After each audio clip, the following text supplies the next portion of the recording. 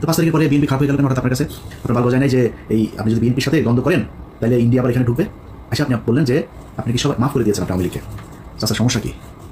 Video টিডিও আছে নাকি ভাইয়ের কাছে? টাকা পয়সা লেনদেনের কোনো কিছু আছে? সমস্যাটা কোথায়? আপনি এসে বললেন মাফ করে দিলাম, তারপর আপনি তাদেরকে মাফ করে দিচ্ছেন এত তাড়াতাড়ি। নিশ্চয়ই চাচা মিয়া ভিডিও টিডিও কোনো মমতাজ টমতাজ কারোর সাথে আকাম কুকামের কোনো ভিডিও আপনার আছে আওয়ামী লীগের কাছে বা কাছে, এই জন্য আপনি বক্তব্য দিতে বাধ্য হয়েছেন। ওটা আপনার বক্তব্য হওয়ার কথা। আমি একজন মানুষ হিসাবে, সুস্থ মস্তিষ্কের একটা মানুষ হিসাবে আমি মনে করি না হয় আমি পাগল হয়ে গেছি, নাহলে আপনার কোনো ভিডিও টিডিও কিছু একটা আছে, নাহলে আপনি মাফ করতে পারেন না। আজকের পর থেকে জামায়াতে ইসলামকে কোনো জায়গায় কোনোভাবে ছাড় দিয়ে ইলিয়াস হোসেন কথা বলবে না। আপনাদের সম্মান থাকলো কি না থাকলো যায়ও না আসেও না, কারণ এই জামায়াতে ইসলাম আর আওয়ামী লীগের মধ্যে কোনো পার্থক্য নাই। ওরা ভারতীয় চর, তোমরা পাকিস্তানি চর। আপনিও তাদেরকে নিয়ে বসে স্টেজে বসে তারপরে বক্তব্য শোনাবেন। পিছনে দেখে হয়েছে শফিকুল ইসলাম মাসুদ চোখ বন্ধ করে মনে হয় বিশাল ধ্যানে আছে, মানে ওর বাপ ওই সন্তোষ শর্মা বক্তব্য দেয়, ওর বাপের বক্তব্য শোনা মধুর মানে স্টেজে দাঁড়িয়ে রয়েছে পিছনে বডিগার্ডের মধ্যে, সোহরাওয়ার্দী বডিগার্ড শেখ মুজিবের মতো দাঁড়িয়ে আছে। বাংলাদেশ জামাত ইসলামী আজকের পাকিস্তান থেকে বাংলাদেশ হোক সেটা চায়নি। মূলত তারা এই দেশে যে স্বাধীনতা পরবর্তী সময় সেই দেশে বসবাসের অযোগ্য। তারা বাংলাদেশের একটা অপশক্তি, পাকিস্তানি অপশক্তি। তাদের এই দেশে রাজনীতি তো পরের কথা, ওই নামে এবং ওই ব্যক্তিরা এই দেশের নাগরিকত্ব পাওয়ার তাদের আমি মনে করি মরণোত্তর নাগরিকত্ব বাতিল করা উচিত। আসসালামু আলাইকুম ওয়া রাহমাতুল্লাহ।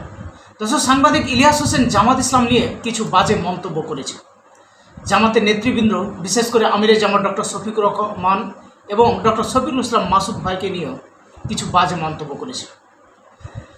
আমিরে জামাত ডক্টর শফিকুর রহমানকে উদ্দেশ্য করে বলেছে, কি চাচা আপনার কি ভিডিও মমতাজের সাথে কোনো ভিডিও টিডিও আছে কিনা, লিঙ্ক টিক আছে কিনা, এমন জঘন্যতম মন্তব্য তিনি করেছেন। এমনকি ডক্টর শফিকুল ইসলাম মাসুদ ভাইকে নিয়ে তিনি বাজে মন্তব্য করেছেন। কালবেলা সম্পাদক সন্তোষ শর্মা যখন বক্তব্য দিয়েছিলেন, সেখানে কিন্তু অনুষ্ঠানটা পরিচালনা করতেছিলেন ডক্টর শফিকুল ইসলাম মাসুদ ভাই, সঞ্চালক হিসাবে তিনি ছিলেন। তো তার পিছনে তো তিনি দাঁড়িয়ে থাকবেন, যেহেতু তিনি সঞ্চালক।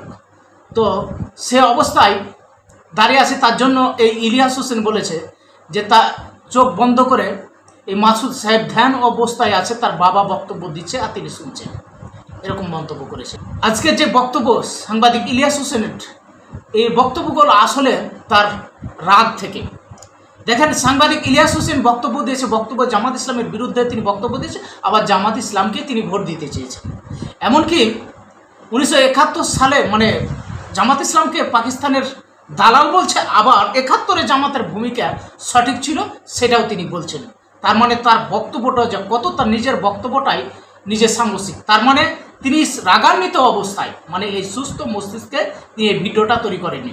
তো আসুন আমরা প্রথমে সাংবাদিক ইলিয়াস হোসেনের বক্তব্যটি শুনে আসি। আর এই সাংবাদিক ইলিয়াস হোসেনের বক্তব্য ফের আবার পর্যালোচনা করেছেন আমাদের বড় ভাই সুলেমান ভাই। সেই সুলেমান ভাইয়ের বক্তব্যটা আমরা শুনবো, তার অ্যানালাইসিসটাও শুনবো, যে সাংবাদিক ইলিয়াস হোসেন যে বক্তব্য দিয়েছে তার বক্তব্য অ্যানালাইসিস করেছে সুলেমান ভাই, তারও বক্তব্য আমরা শুনবো। তো আসুন প্রথমে সাংবাদিক ইলিয়াস হোসেনের এই বক্তব্যটা আমরা শুনে আসি। আসসালামু আলাইকুম। বাংলাদেশ জামাত ইসলামী আজকের মূল ভিডিওটা মূলত তাদেরকে নিয়েই, যারা পূর্ব পাকিস্তান থেকে বাংলাদেশ হোক সেটা চায়নি। মূলত তারা এই দেশে যে স্বাধীনতা পরবর্তী সময় সেই দেশে বসবাসের অযোগ্য। তারা বাংলাদেশের একটা অপশক্তি, পাকিস্তানি অপশক্তি। তাদের এই দেশে রাজনীতি তো পরের কথা, ওই নামে এবং ওই ব্যক্তিরা এই দেশের নাগরিকত্ব পাওয়ার তাদের আমি মনে করি মরণোত্তর নাগরিকত্ব বাতিল করা উচিত। তারা এই দেশের স্বাধীনতা চায় নাই। এখন আপনি হয়তো আজকে আমার এই কথা শোনার পরে মনে করবেন যে আমি এতদিন আমি তো নিজেই বলতাম, হ্যাঁ আমি বলতাম তো, আমি তো, আমার তো সময় জন্ম হয়নি। আমার জন্ম হইলে আমি দুই পাকিস্তানকে এক রাখতেই চাইতাম। যদি না পারতাম আমি ওই পাকিস্তানে, পশ্চিম পাকিস্তানে চলে যেতাম। আপনি পশ্চিম পাকিস্তানের পক্ষ হয়ে যুদ্ধ করলেন, পূর্ব পাকিস্তান স্বাধীন হয়ে গেল, আপনি আবার পূর্ব পাকিস্তানে থাকার জন্য আপনার এত খায়েশ কেন? আবার পূর্ব পাকিস্তানে আপনি রাজনীতি করবেন, সেই দলই রাজনীতি করবেন, এত ঘাটতেরামো কেন? আপনাদের এই ঘাটতেরামোর কারণে আজকের এই বাংলাদেশে অসংখ্য মানুষ গুম হয়, খুন হয়, ধর্ষিত হয়, ধর্ম পালনের সমস্যা হয়, ইসলাম পালনের সমস্যা হয়, এই দেশের দাড়ি টুপি রাখতে সমস্যা হয়। কিভাবে, খুব মনোযোগ দিয়ে শুনেন, কথা টুইস্ট করা যাবে না আর উল্টাপাল্টা বোঝাও যাবে না, যেটা বলছে সেটা বুঝতে হবে। জামায়াতে ইসলামী এই 71 সালের যে অবস্থান ছিল আমি তাদের সেই অবস্থানকে সমর্থন করি, আগেও করি, এখনও করি, সারা জীবনই করব। কারণ দুই পাকিস্তানকে ভাঙার কারণে ভারত আজকে এই বাংলাদেশের উপরে এই ধরনের নির্যাতন এগুলো করার সুযোগ পেয়েছে। সে পর্যন্ত ৭১-এর ১৬ ডিসেম্বর ফুল স্টপ, শেষ। আপনি এসে তারপরে শুরু করলেন রাজনীতি করার সুযোগ দেওয়া হইল। দেওয়ার পরে আপনি ৯১ সালে খালেদা জিয়াকে সমর্থন দিলেন, সরকার গঠন হইল। ৯১ থেকে খালেদা জিয়া ৯৬ পর্যন্ত কি দোষ করেছিল যে আপনি ৯৬ সালে শেখ হাসিনার পক্ষে যায়া খালেদাকে হটানোর জন্য জীবন মরণ দিয়ে যুদ্ধ করলেন? কি করেছিল খালেদা জিয়া আপনার সাথে? এই দেশের বিরুদ্ধে অবস্থান নিয়েছিল। বিএনপি দুর্নীতি করেছিল, দুর্নীতি আজকে করে নাকি, কালকে করবে নাকি, এই বিএনপি আবার আসলে আবার করবে। আওয়ামী লীগ কী করেছে গত ১৫ বছরে দেখেন না চোখে? কেউ কেউ বলে থাকে ওই মেট্রো রেলে উঠলে নাকি দুইটা শব্দ তাদের খুব লাগে, যে মুনাফেকের জাতি নাকি যেন বলে, বেইমানের জাত, এটা মনে হয়। আরে তোর বাপের টাকা দিয়ে এই বানাই দিয়ে গেছিস, তোরা যেই টাকা দিয়ে মেট্রো রেল বানিয়েছিস, এরকম টাকা দিয়ে মেট্রো রেল এরকম পুরো ঢাকা শহর ছেয়ে ফেলা যায়। ৩ পদ্মা সেতুর টাকায় ১ পদ্মা সেতু বানাইছিস। তোদের মেট্রো রেল আর পদ্মা সেতুতে উঠলে মনে হওয়ার কথা ওই টাকাগুলো নিয়ে গেছিস, ওই টাকাগুলো ফেরত দেওয়ার কথা মনে হওয়া দরকার। বেইমানের জাত মানে তোর বাপের টাকা দিয়ে করছিস না? তো এই দেশে যারা ওই সময় রাজনীতি করেছে, বিএনপি বলেন, আওয়ামী লীগ বলেন, সবাই দুর্নীতি করেছে। তো আপনি ৯১ থেকে ৯৬-তে আপনি জানেন না শেখ হাসিনাকে বাংলাদেশে ইন্ডিয়া পাঠিয়েছে কেন? ৯১-তেই তো ইন্ডিয়া তাকে বসাতে চেয়েছিল, পারে নাই, ৯৬-তে বসাবে।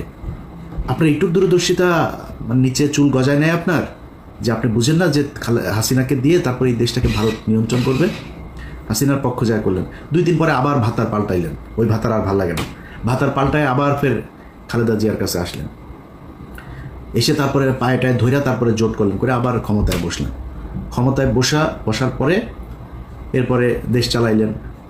দেশ চালানোর সময় যা যা হয়েছে, যেভাবে চলেছে, সেখানে তো আপনার বুঝার আমার মনে হয় না যে কোনো সমস্যা হয়েছে যে খালেদা জিয়া কি চায়, খালেদা জিয়া কি আসলে ভারতের লোক না কিসের লোক। যদি সমস্যা হতো তাহলে ওই সময় চলে আসতেন, সরেন নাই তো, তাদের সাথেই ছিলেন। আসলে ২০২৪ মাঝখানের পুরোটার সময় বাদ দিলাম বিরোধী দলে। ২৪ আসার পরে আগস্টে হাসিনারে সরাইলেন, সরানোর পরপর বিএনপি আবার খারাপ হয়ে গেল। কারণ কি? বিএনপি তারেক রহমান ইন্ডিয়ার কাছে বিক্রি হয়ে গিয়েছে। বিএনপির চোর মানে যদি ধরা যায় ৮০%ই চোর, মানে এটা করার দেশের মানুষই ভাই ৯০%, ৯৯% চোর আমার দেশের, ইনক্লুডিং মি। আমি বাদ দিলাম না, ৯৯% চোর এই দেশে, হয়তো ২-১% ভালো থাকতে পারে। তো বিএনপি চুরি করেছে, এটা বাদ। বিএনপি আওয়ামী লীগ এই ইন্ডিয়ার সাথে কিছু করেছিল নাকি? খালেদা জিয়া তারেক রহমান বিক্রি হয়ে গিয়েছিল, ৫ তারিখে বিক্রি হয়েছিল। তো ৫ তারিখের পরে বিএনপি খারাপ হয়ে গেল কেন হঠাৎ আপনার কাছে? আপনার বাল গজায় নাই যে এই আপনি যদি বিএনপির সাথে দ্বন্দ্ব করেন তাহলে ইন্ডিয়া আবার এখানে ঢুকবে? আচ্ছা, আপনি বললেন যে আপনি কি সবাই মাফ করে দিয়েছেন আপনি আওয়ামী লীগকে। চাচার সমস্যা কি? ভিডিও টিডিও আছে নাকি ভাইয়ের কাছে? টাকা পয়সা লেনদেনের কোনো কিছু আছে? সমস্যাটা কোথায়? আপনি এসে বললেন মাফ করে দিলাম, তো আপনার কথা হওয়ার কথা না। আরে ভাই, গত ১৫ বছর এই দেশটা ইন্ডিয়ার কাছে বিক্রি করে দিয়েছিল। আপনি সেই দেশের স্বাধীন হবার পরে আপনি তাদেরকে মাফ করে দিয়া তারপরে তাদেরকে নিয়ে থাকতে চান, কারণ কি? সমস্যাটা কি? এটা তো বলা দরকার মানুষের কাছে, যে কোন কারণে, কি স্বার্থ দেখে বা কোন যুক্তিতে আপনি তাদেরকে মাফ করে দিচ্ছেন এত তাড়াতাড়ি। বিএনপি শুরু করলো, জামাত টানছে, আমাদেরও তাহলে সবাই টানা দরকার। টানাটানি আওয়ামী লীগের কে কত নিতে পারে, এদের কাছে সবচেয়ে প্রিয় মানুষ হয়ে গেল আওয়ামী লীগ। ৫ আগস্টের পর থেকে আজ পর্যন্ত বলেন, এই দেশে নিজেরে নিয়ে যদি এখন কথা বলতে চাই তাহলে মনে হবে আমি বোধহয় নিজেরে মানে বলতেও লজ্জা লাগে। আমি পিনাকি আর কনক সারোয়ার ২-৪ জন আরও আছেন, এদের বাইরে আর কারোর তো আমি দেখি না যারা কিনা ইন্ডিয়ার ব্যাপারে একদম জিরো টলারেন্স নিয়ে তারপরে কোনো কথা বলছে বা কোনো কাজ করছে, কাউরে দেখি না। তো আপনি এদের কাছে নির্যাতিত হইলেন, এতটা দিন ধরে নির্যাতিত হইলেন, এদের ব্যাপারে আপনার কোনো সমস্যা নেই, কোনো অভিযোগ নাই। আমরা ফাইন্ড আউট করে দিলাম যে এই ব্যক্তি, এই প্রতিষ্ঠানগুলো ইন্ডিয়ার ওয়ার করেছে, পক্ষে কাজ করেছে। আপনিও তাদেরকে নিয়ে বসায় স্টেজে বসায় তারপরে বক্তব্য শোনাবেন। পিছনে দেখি ওই যে শফিকুল ইসলাম মাসুদ চোখ বন্ধ করে মনে হয় বিশাল ধ্যানে আছে, মানে ওর বাপ ওই সন্তোষ শর্মা বক্তব্য দেয়, ওর বাপের বক্তব্য শোনা মধুর মানে স্টেজে দাঁড়ায় রয়েছে, পিছনে বডিগার্ডের মতো, সোহরাওয়ার্দীর বডিগার্ড শেখ মুজিবের মতো ওইভাবে দাঁড়ায় আছে। এটা এই জন্য এই 15 বছর এই জন্য মানুষ জীবন দিয়েছে। আপনার এই প্রোগ্রামটা যারা অর্গানাইজ করেছেন তাদেরকেও সেই জামাতের নেতা যারা সন্তোষ শর্মাকে দাওয়াত দিয়েছেন সেই ব্যক্তিগুলোকে একটু বলি যে মনে করেন আপনারা অলমোস্ট সবাই জেলে গিয়েছেন আমি যতটুকু জানি। জেলে যাওয়ার পরে আপনার স্ত্রী বা মেয়েকে পুলিশ আপনাকে ক্রস ফায়ার দিবে এটা মনে করে তারপরে ধর্ষণ করেছে, ধর্ষণ করে পেটে বাচ্চাও দিয়ে দিয়েছে। অ্যাবর্শন তো করাইতে পারে না লজ্জা শরমে। আপনাদের ঘরে যদি ওরকম একটা বাচ্চা টাচ্চা যদি থাকে, মনে করেন থাকে, কেমন লাগবে? আসতে কিনা ওইটাও তো আল্লাহই জানে। থাকতে পারে না? কেন বললাম জানেন কথাটা? আলেপের কথা মনে আছে? আমার এই চ্যানেলে একটু পিছনে যায় ভিডিওগুলো দেখেন। এই পুলিশ অফিসার এক ব্যক্তিকে ধরে তার স্ত্রীকে তার স্বামীর ক্রসফায়ারের ভয় দেখিয়ে রোজা ভাঙিয়ে রোজার মাসে তারপরে ধর্ষণ করেছে। দেখেছেন আমার এই চ্যানেলের ভিডিওটা? এরকম 16 জন আমাদের বাংলা এডিশন অফিসে গিয়েছিল। তো বাংলা এডিশনের কাছে যারা গিয়েছে ওরা তথ্য দিতে চায়, নাম বলার পারমিশন দিচ্ছেন। তা বললাম নাম কিছু যদি না বলি কোনো পুলিশের নাম বলতে দেবেন না, ওরা লজ্জায় কারণে বলতে চায় না। তো এখন ওই ব্যক্তি শুধু আমাদের কাছে বক্তব্য দিয়েছিল কারণ ওর স্ত্রী মারা গিয়েছে। এগুলো নিয়ে দ্বন্দ্ব, সাংসারিক দ্বন্দ্ব, তারপরে আবার উনি গর্ভবতী ছিল, এইসব সমস্যা মিলে হঠাৎ করে মারা গিয়েছে। স্বামী স্ত্রীর মধ্যে এটা নিয়ে খুব খারাপ পরিস্থিতি চলছিল, মারা গিয়েছে। সে লোকের কথা শোনেন নাই? ওই লোকের স্ত্রীকে এইভাবে জোর করে ধর্ষণ করেছে। আমরা তো জানি না আরো কত মানুষের স্ত্রীকে এইভাবে ধর্ষণ করেছে যারা আমাদের কাছ পর্যন্ত পৌঁছাইতে পারেনি। আপনি মাফ করে দেওয়ার কে? তাদের কাছে জিজ্ঞেস করেছেন? ভারত গেল 15 বছরে যা করেছে সেটার শাস্তি হতে হবে, শুধু শাস্তি না, সারা জীবনের জন্য তাদেরকে নিষিদ্ধ করতে হবে। আপনি 2 দিনের মাথায় মাফ করে দেন। খিলগাঁয়ের জনির কথা মনে আছে? বুকে গুলি কয়টা? 19 গুলি নিয়ে তারপরে মরতে হয়েছিল, ছোট বাচ্চা। তবে বাচ্চার কাছে গিয়ে জিজ্ঞেস করেছেন যে ওর বাপের এই হত্যাকাণ্ডকে সে মাফ করেছে কিনা? সারা দেশে সেই 5ই মে থেকে শুরু করে বিভিন্ন সময় এই দেশে গণহত্যা চালিয়েছে। ঠিক যখন আপনি কথাটা বলছিলেন তার 1 মাস আগে, 15 দিন আগে একটা গণহত্যা চালিয়েছে। আপনি তাদেরকে মাফ করে দিচ্ছেন এত তাড়াতাড়ি? নিশ্চয়ই চাচা মিয়া ভিডিও কোনো মমতাজ কারোর সাথে মনে আকাম কুকামের কোনো ভিডিও আপনার আছে আওয়ামী লীগের কাছে বা রয়ের কাছে। এই জন্য আপনি বক্তব্য দিতে বাধ্য হয়েছেন। ওইটা আপনার বক্তব্য হওয়ার কথা না। আমি একজন মানুষ হিসাবে, সুস্থ মস্তিষ্কের একটা মানুষ হিসাবে এটা আমি মনে করি না। হয় আমি পাগল হয়ে গেছি, নাহলে আপনার কোনো ভিডিও কিছু একটা আছে, নাহলে আপনি মাফ করতে পারেন না। আপনাদের অনেকের খারাপ লাগতে পারে ভাই, এই দেশের এই জামাত ইসলামের কারণে। আমি সরাসরি বলি, ধরেন আমি কয়দিন আগে ওই যে বিরিয়ানি আলম সাহেব বলেছিলেন, তার সাথে আমার ওয়াশিংটনে আমরা মুশফিক ভাই এরা কয়েকজন ছিলাম একটা প্রেস ব্রিফিংয়ে এখানে। তো আমার জিজ্ঞেস করছিল যে আপনি নির্বাচন হলে কারে ভোট? আমরা নির্বাচন হলে জামাত ইসলামের ভোট দেবো। এখনও এটা প্রকাশ্যে, মানে এটা আমি যেটা বলি আমি সবার সাথে কথা ওইভাবেই বলি। বলছি জামাত ইসলামের দেবো। কেন জামাত ইসলামের কেন দেবো? মানে জামাত ইসলাম বিএনপি দুইটা আমার কাছে সমান্তরাল, কিন্তু যেহেতু ওরা ইসলামটাকে একটু প্রিফার করে তো আমি এই কারণে জামাত ইসলামকেই ভোটটা দেবো। বাট আমি বিএনপিকেও পছন্দ করি, এখনও বলছি।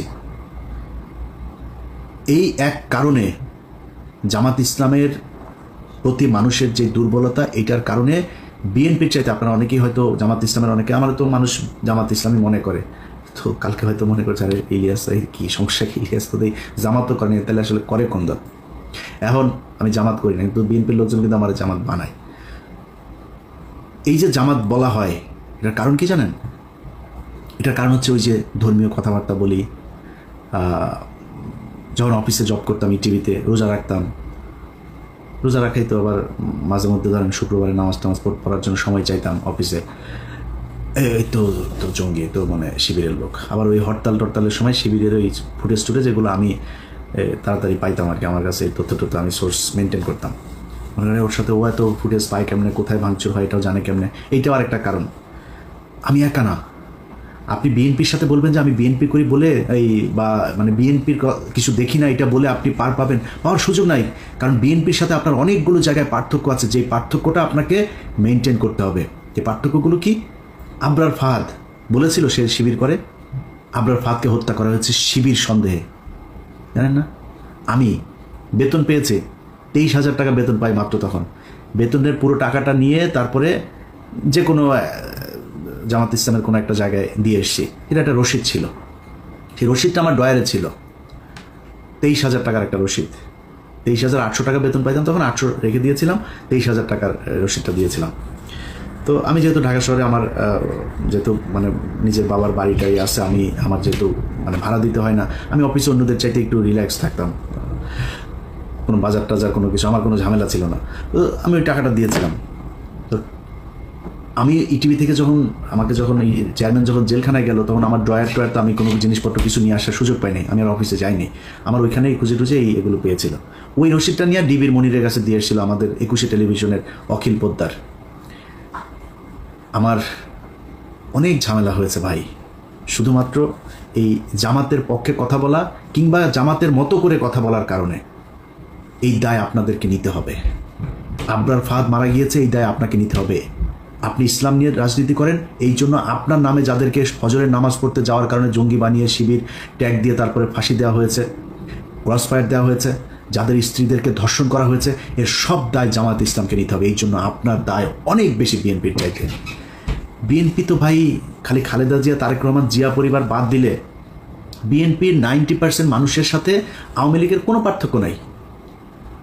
আপনি যদি নাকি এই ভারতের ইস্যুটার সামনে নিয়ে এসে যদি বলেন, ভাই বিএনপির বহু মানুষ আছে। এই যে সালাউদ্দিন দেখেন না, সালাউদ্দিন ইন্ডিয়াতে ধরে নিয়ে গিয়েছিল, আমরা জানি, ধরে নিয়ে যে তাকে গুম করেছিল।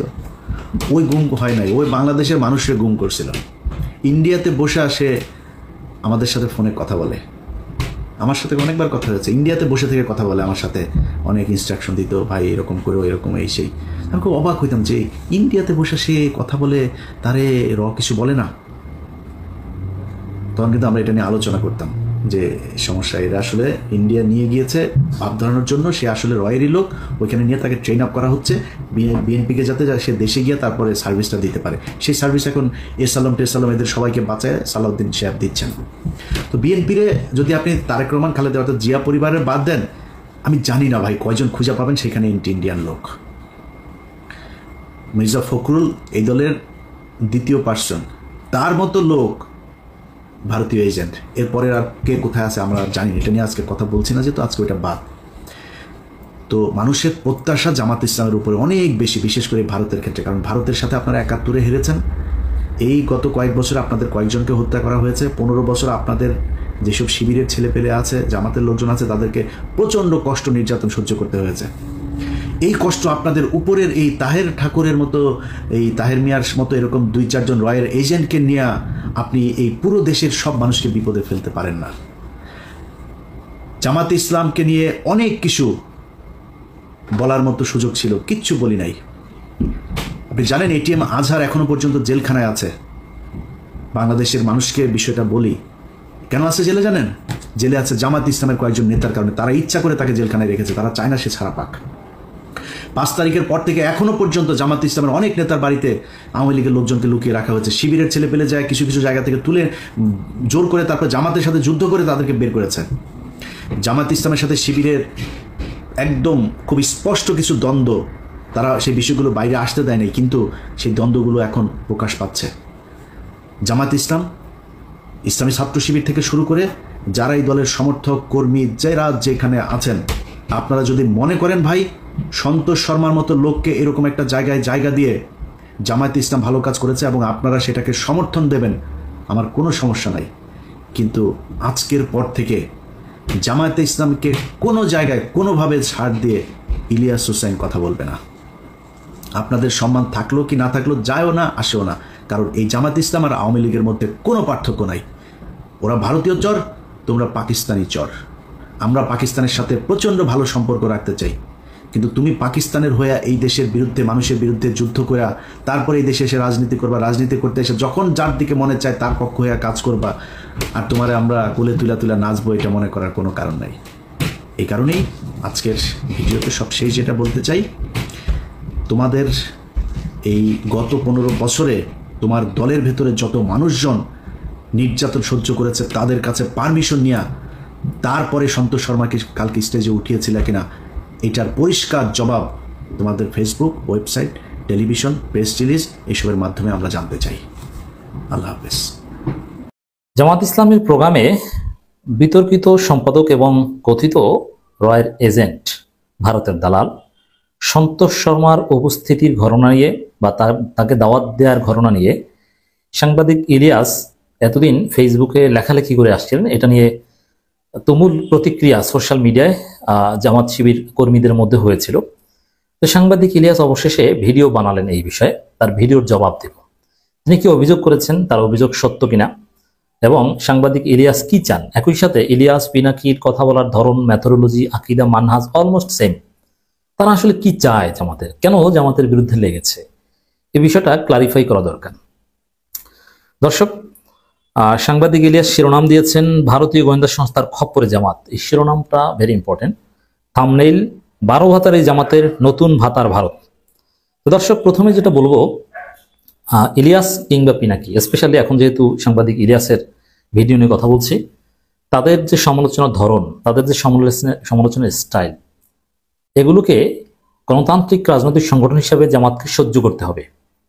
এবং এই স্টাইলের সমালোচনাগুলো হাসিনা সহ ভারতের দালালদের বিরুদ্ধে কার্যকরভাবে ইলিয়াসরা প্রয়োগ করে আসছেন। অতএব জামাতের বিরুদ্ধে যদি বলে, মানে তারা জামাতের কেউ নয় যে জামাতকে আলাদাভাবে সম্মান দিয়ে কথা বলতে হবে, তারা এই ধরনের কথা বলতে পারে, এটা তাদের মেথোডোলজি। অতএব এই জায়গায় আমি কোনো আপত্তি করছি না। 12 ভাতারই বলুক, এমনকি খুব আপত্তিকর অনেক শব্দ চয়ন করেছে, যেমন জামাত নেতৃবৃন্দের কথা বলেছেন তাদের কোনো ভিডিও টিডিও আছে কিনা মমতাজের সাথে, যেগুলো একদম অমূলক এবং খুবই আপত্তিকর। কিন্তু এই টাইপের কথা তারা তাদের অ্যাক্টিভিজমে কিংবা ভিডিওতে অন অ্যাভারেজ বলেন। যেহেতু তারা জামাতের কেউ না, তারা বলতে পারেন। তারপর এই বিষয়টা আমি অ্যাপ্রিসিয়েট করব, এবং এটা beyond reasonable doubt, Pinaki, Ilias তারা বিএনপি, আওয়ামী লীগ বা অন্যান্য গোষ্ঠী, এমনকি চরমোনাই, তাদেরকে বিশেষ করে পিনাকি, ইলিয়াস চরমোনাইকে এর আগে যেভাবে ধোলাই দিয়েছে, এবং সেই ধোলাই কিন্তু জামাত শিবিরই প্রচার করেছে। চরমোনাই বিএনপি কিংবা অন্য দলের শানে যে শব্দ প্রয়োগ করে ইলিয়াস, জামাতকে যথেষ্ট ছাড় দিয়ে আসছে, এতে কোনো সন্দেহ নেই। ছাড় দিতে বাধ্য নয়, ছাড় দেওয়া উচিত নয়, আমি মনে করি। তাদের কাজ সমালোচনা করা, তারা কাজ করবে। এখন আরেকটা হিসাব অনেকে মিলাতে পারছে না জামাত শিবিরের লোকজন, ইলিয়াস এত খেপেছে কেন। অনেকে বলছে ভাই থামেন থামেন, আপনাকে আমরা পছন্দ করি, ভালোবাসি, আপনি এগুলো কি করছেন। না ভাই, থামবে কেন, না, এখানে থামার কিছু নেই। ইলিয়াস জামাতের কেউ নয়, এবং ইলিয়াস সাহেবের কাজই হচ্ছে এটা। ইলিয়াসের প্রাসঙ্গিকতা বা তার আগামী দিনের ভবিষ্যৎ বা সবকিছুর মিশনই হচ্ছে এটা, যে ভারতের আধিপত্যবাদের বিরুদ্ধে আপোষহীন ক্যারেক্টার হিসাবে থাকবেন ইলিয়াস পিনাকি। অতএব ভারত বা সম্পৃক্ততার সামান্য জায়গা তারা টলারেট করবে না, এটা তাদের একদম এস্টাবলিশ প্রিন্সিপাল তাদের। অতএব এই জায়গা থেকে তারা সরবেন না, এই জায়গাটা নিয়ে বাড়াবাড়ি করবেন, এটা এক্সপেক্টেড। এই জায়গা থেকে সরলে, এই বিষয় নিয়ে জামাতকে ছাড় দিলে ইলিয়াসের প্রাসঙ্গিকতা থাকে না।